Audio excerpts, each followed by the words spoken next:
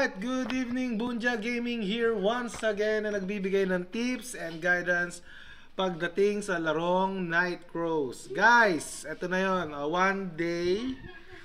one day loot dito sa Sunburn Logging Area. So, is it worth it ba na nandirito ka? So, number one na nangyari dito ay nadagdagan tayo ng 6% sa experience. Yung gold natin na 22k right now is 1.1 million.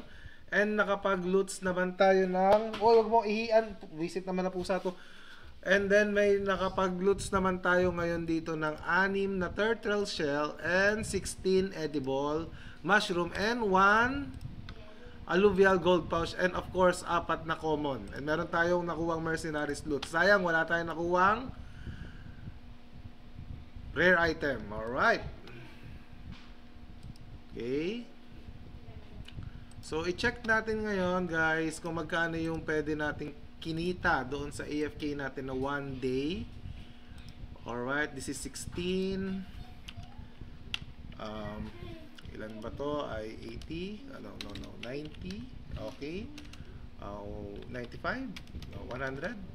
16.60. So, dito, ibenta natin siya ng 100 dayas. So, AFK tayo ng 100 dayas dito. 16 and then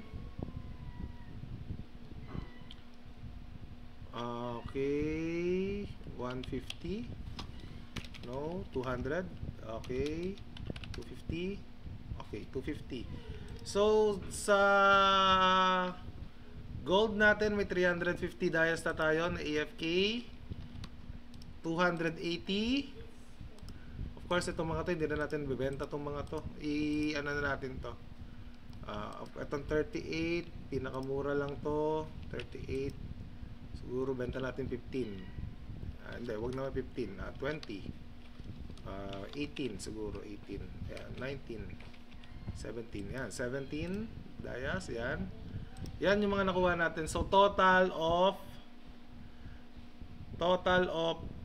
kulang-kulang mga nasa